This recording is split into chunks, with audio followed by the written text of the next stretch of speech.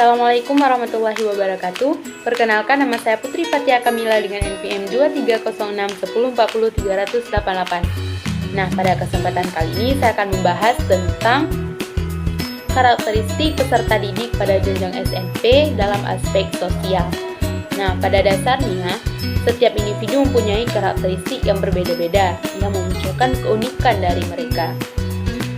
Karakteristik peserta didik atau konseling di sini dapat diartikan sebagai ciri-ciri yang melekat pada diri mereka yang mungkin tidak bisa dipungkiri, tapi bisa dirubah. Nah, karakteristik tersebut atau ciri-ciri tersebut yang mempunyai khas tertentu yang dapat membedakan mereka dengan yang lainnya. Misalnya, karakteristik si A tidak ada atau tidak didapatkan pada si B. Mungkin ada beberapa karakteristik peserta didik yang perlu dipahami atau harus dipahami oleh guru BK atau konselor. Yang pertama ada aspek fisik, yang kedua ada aspek kognitif, yang ketiga ada aspek sosial, yang keempat ada aspek emosi, yang kelima ada aspek moral, dan yang keenam ada aspek spiritual.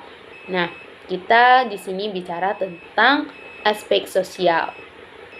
Salah satu karakteristik peserta didik atau konseling yang ditinjau dari aspek sosial ialah memahami atau kemampuan memahami orang lain. Nah, di sini peserta didik ataupun konseling yang mempunyai pengembangan terhadap pemahaman tentang orang lain, hal ini dapat mendorong mereka untuk menjalin hubungan dengan teman sebaya. Mereka lebih berani untuk bergaul dengan sesama ataupun dengan lingkungannya. Nah, selanjutnya ada penyesuaian diri. Nah, peserta didik ataupun konseling pastinya memiliki kemampuan menyesuaikan diri terhadap norma-norma dan tradisi-tradisi yang berlaku pada kelompok masyarakat, serta kemampuan untuk saling berkomunikasi dan kerjasama, sehingga mereka lebih aktif untuk berinteraksi dengan lingkungan sekitar. Dan yang terakhir ada perkembangan perkembangan sosial emosional. Bicara tentang peserta didik pada jenjang SMP, tentunya mereka sedang mengalami masa transisi dari masa kanak-kanak ke masa remaja. Dan mereka pun sedang mencari jati diri sehingga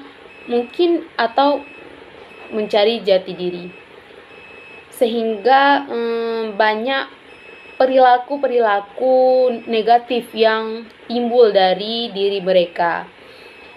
Nah, pada fase ini pun masyarakat sering menganggap mereka bukan lagi anak-anak, namun juga belum dianggap dewasa.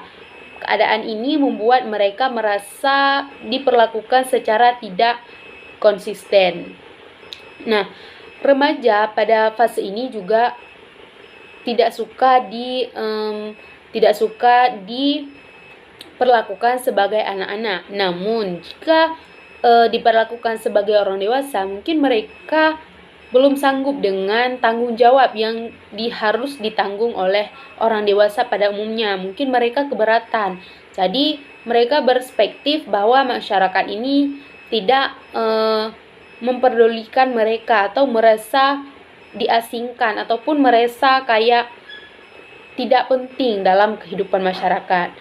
Sebenarnya bukan tidak penting, akan tetapi fase mereka ini sedang mencari jati diri yang sebenarnya, sedang beradaptasi dengan lingkungan sekitar, sedang beradaptasi dengan masyarakat, sedang berkontribusi ataupun sedang belajar tentang bagaimana etika-etika dalam bermasyarakat. Nah, yang kedua ada tugas-tugas perkembangan peserta didik atau konseling pada jenjang SMP. Nah, tugas perkembangan ini adalah tugas yang harus diselesaikan oleh peserta didik atau konseling pada periode kehidupan perkembangan tertentu. Nah, tugas perkembangan ini berdasarkan ataupun bersumber dari kematangan fisik, psikis, tuntunan masyarakat atau budaya dan nilai-nilai serta aspirasi individu. Nah, jika peserta didik ataupun konseling dapat menyelesaikan tugas perkembangannya dengan sempurna, maka mereka akan mendapatkan kebahagiaan atau menjadikan modal untuk menyelesaikan tugas perkembangan ke depannya. Nah, jika sebaliknya mereka tidak menyelesaikan tugas perkembangannya dengan sempurna, tentunya ke depan mereka akan mengalami hambatan ataupun kesulitan dalam menyelesaikan tugas perkembangan pada saat dewasa. Tugas perkembangan juga harus dipahami oleh ataupun dimengerti oleh guru BK ataupun konselor, karena tugas perkembangan ini merupakan sasaran layanan bimbingan dan konseling. Guru BK dan juga konselor merupakan salah satu fasilitas, di mana layanan dan bimbingan dan konseling merupakan salah satu bentuk fasilitasi kepada peserta didik untuk mencapai tugas-tugas perkembangan mereka. Nah, berikut kita akan membicarakan tentang ataupun beberapa ada beberapa tugas perkembangan yang harus ada beberapa tugas perkembangan peserta didik. Nah, ada beberapa tugas perkembangan peserta didik yang harus dikerjakan. Ada beberapa tugas perkembangan peserta didik yang harus diselesaikan. Yang pertama, mencapai perkembangan diri sebagai remaja yang beriman dan bertakwa kepada Tuhan Yang Maha Esa. Nah, dapat kita artikan bahwa di mana seorang remaja dapat memahami apa saja perintah yang harus dikerjakan dan juga apa larangan yang harus dijauhkan, sehingga mereka dapat menyelesaikan tugas perkembangan yang dituntut kepada mereka, yaitu menjadikan diri sebagai remaja yang beriman dan bertakwa kepada Tuhan Yang Maha Esa. Kedua, mengenal sistem etika dan nilai-nilai bagi pedoman hidup sebagai pribadi, anggota masyarakat, dan umat manusia. Yang ketiga, mengembangkan sikap kehidupan mandiri secara emosional, sosial, dan ekonomi. Yang keempat, mengembangkan keterampilan dan pengetahuan sesuai dengan kebutuhan untuk melanjutkan pembelajaran ataupun mempersiapkan karir serta berperan dalam kehidupan masyarakat. Dan yang terakhir, memantapkan nilai dan cara bertingkah laku yang dapat diterima dalam kehidupan sosial yang luas. Selanjutnya, keterkaitan tugas perkembangan dan standar kompetensi kemandirian peserta didik. Nah, tugas perkembangan peserta didik yang telah teridentifikasi sebelumnya perlu dikembangkan lebih lanjut dalam bentuk standar kemandirian kompetensi peserta didik. Dalam layanan bimbingan dan konseling, standar kompetensi tersebut dikenal dengan istilah standar kompetensi kemandirian peserta didik atau disingkat dengan SKKPD. Berbagai aspek perkembangan yang terdapat dalam SKKPD pada dasarnya dirujuki dari tugas perkembangan yang akan dicapai oleh peserta didik ataupun konseling. Dengan demikian, tugas perkembangan dan aspek perkembangan yang terdapat dalam SKKPD ini memiliki keterkaitan yang sangat erat.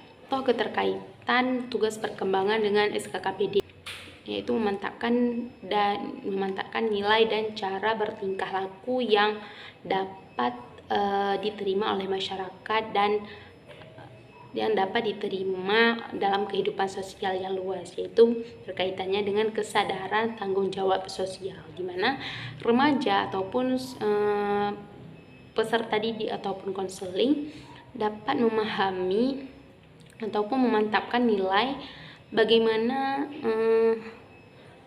tingkah laku yang mungkin dapat mereka berikan kepada masyarakat sehingga masyarakat menerima mereka dan mereka juga diterima dalam kehidupan sosial yang luas. Karena jika mereka memberikan perilaku ataupun